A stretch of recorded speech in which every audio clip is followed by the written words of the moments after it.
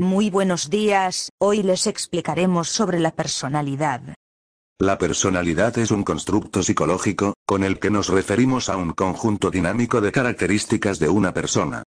La personalidad es un conjunto de características que tiene la persona o la forma en la que se comporta un individuo. La manera en que cada ser pensante actúa en situaciones diversas, hasta hoy.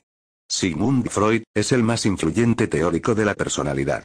Este abrió una nueva dirección para estudiar el comportamiento humano. Ahora pasaremos a los rasgos de la personalidad. No son más que las disposiciones persistentes e internas que hacen que el individuo piense, sienta y actúe de manera característica. Esta teoría señala que la gente difiere en varias características o rasgos, tales como dependencia, ansiedad, agresividad y sociabilidad. La primera característica son los rasgos cardinales. Son relativamente poco frecuentes, son tan generales que influyen en todos los actos de una persona. Por ejemplo, esas personas egoístas que prácticamente todos sus gestos lo revelan. Los centrales son más comunes, y aunque no siempre son observables en el comportamiento. Ejemplo, una persona agresiva tal vez no manifieste este rasgo en todas las situaciones. Estos son atributos que no constituyen una parte vital de la persona, pero que intervienen en ciertas situaciones. Por ejemplo, una persona sumisa que se moleste y pierda los estribos. Sigmund Freud, padre de la teoría psicoanalítica. Es que gran parte de lo que el individuo piensa y hace está dirigido por procesos inconscientes. A pesar de sus deficiencias como teoría científica, el informe psicoanalítico de la personalidad sigue siendo la teoría de la personalidad más completa e influyente de todos los tiempos. Su impacto se extiende mucho. Freud encontró pruebas de que la conciencia del ser humano solo es una pequeña parte de las mentes humanas, planteó que el consciente, nivel en que los pensamientos y percepciones son plenamente comprendidos y percibidos por la persona preconsciente, se constituye por los pensamientos, recuerdos y aprendizaje no conscientes. Para el conductismo, la psicología debe ser ciencia eminentemente práctica, sin nada de introspección, y teniendo como objetivo la predicción y el control de la conducta. Estudian al hombre en función de su adaptación, tomando muchos conceptos en la teoría de la selección natural de Charles Darwin. Sus principales exponentes Abraham Maslow y Carl Rogers expusieron una teoría positiva y optimista que mira hacia la autorrealización del ser humano. Ambos estaban convencidos de la bondad del hombre y de las necesidades de permitirle ser él mismo. Entre las categorías se encuentra la extroversión, locuaz, atrevido, activo, bullicioso, positivo, espontáneo, efusivo, enérgico, entusiasta, aventurero, comunicativo, sociable. Afabilidad, cálido, amable, cooperativo, justo, cortés, servicial, agradable, afectuoso, tierno, bondadoso, compasivo, considerado, conforme. La dependencia, organizado, dependiente, responsable, trabajador, eficiente, planeador, capaz, esmerado, preciso, práctico, serio, confiable. Estabilidad emocional, impasible, no envidioso, relajado, sereno, estable, satisfecho, seguro, constante, plácido, pacífico. A continuación veremos los autores más destacados en la psicología.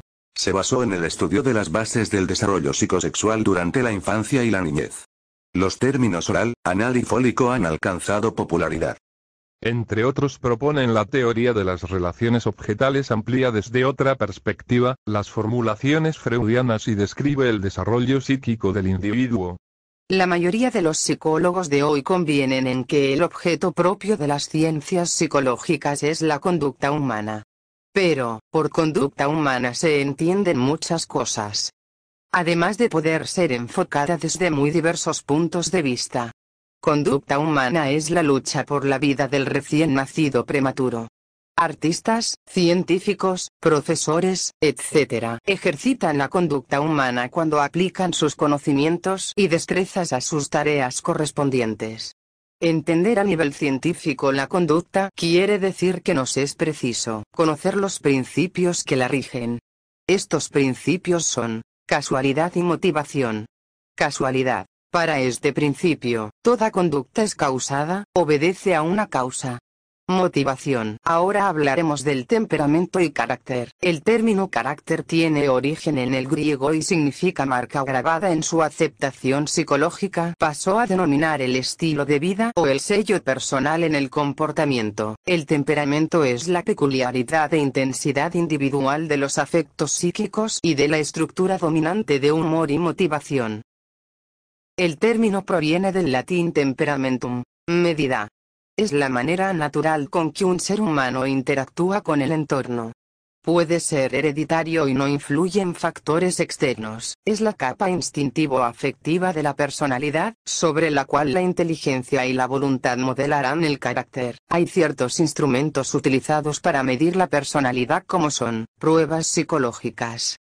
Medición de la personalidad SIC 3002. Instrumentos de medición: entrevistas. Observaciones de comportamiento. Pruebas proyectivas. Perfil MPI. Los trastornos de la personalidad, o enfermedades mentales, alteran la personalidad del individuo. Algunos cambian la forma de pensar, la forma de actuar e incluso la percepción. Los trastornos de la personalidad suelen ser afecciones duraderas, casi de por vida, con las que una persona resulta inflexible, mal adaptada a su entorno. Actualmente un gran número de personas sufre algún tipo de trastorno en su salud psíquica que afecta seriamente su calidad de vida. Muchas de ellas no lo saben o se niegan a aceptarlo, pero también está el caso contrario, menos común, en que personas sanas creen estar enfermas. Algunos trastornos mentales se hacen evidentes por primera vez durante la infancia, la pubertad y la adolescencia. Este grupo de trastornos se caracteriza por la anormalidad psíquica y del comportamiento asociada con deterioros transitorios o permanentes en el funcionamiento del cerebro. Los síntomas asociados con los trastornos orgánicos mentales pueden ser el resultado de un daño orgánico, o la reacción del paciente a la pérdida de capacidades mentales. Ciertos trastornos presentan como característica principal el delirio o un estado en que la conciencia que impide mantener la atención, acompañado de errores perceptivos. La reacción neurótica aguda o crisis de angustia son frecuentes, las ha sufrido cualquier persona a pequeña escala. Se asocia una sensación de miedo intenso. Generalmente son reacciones a grandes shocks emocionales, catástrofes, accidentes, a situaciones penosas o dramáticas, exámenes, duelos, frustraciones masivas o al dolor físico.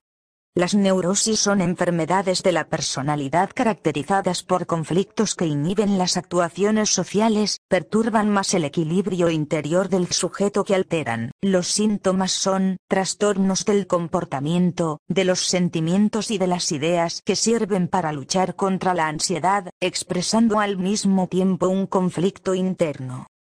Se trata de accesos de manía y de melancolía, o de uno solo de estos dos tipos, separados por intervalos libres en los que el sujeto vuelve a su estado anterior. Es un estado de sobreexcitación psíquica caracterizado por la exaltación del humor, excitación, euforía, y un desencadenamiento de energía. El enfermo se divierte con todo, quiere realizarlo todo, cree poder conseguirlo todo, no puede estarse quieto, no siente necesidad de dormir. Es la forma psicótica de la depresión. Lo más frecuente es que el enfermo esté postrado y abatido, pero a veces muy angustiado y agitado.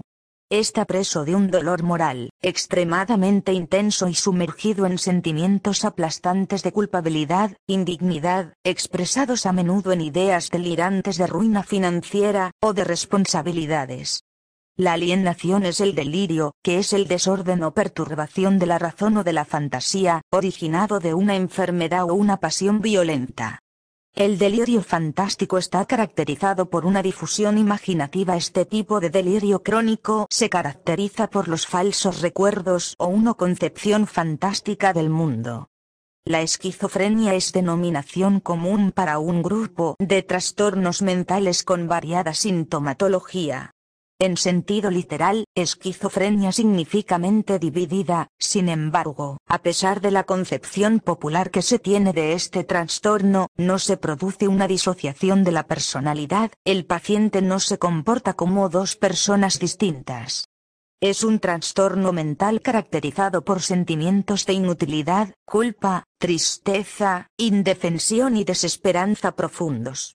A diferencia de la tristeza normal, o la del duelo, la depresión patológica es una tristeza sin razón aparente que la justifique, y además grave y persistente. Hasta aquí ha llegado nuestra exposición. Si tienen alguna pregunta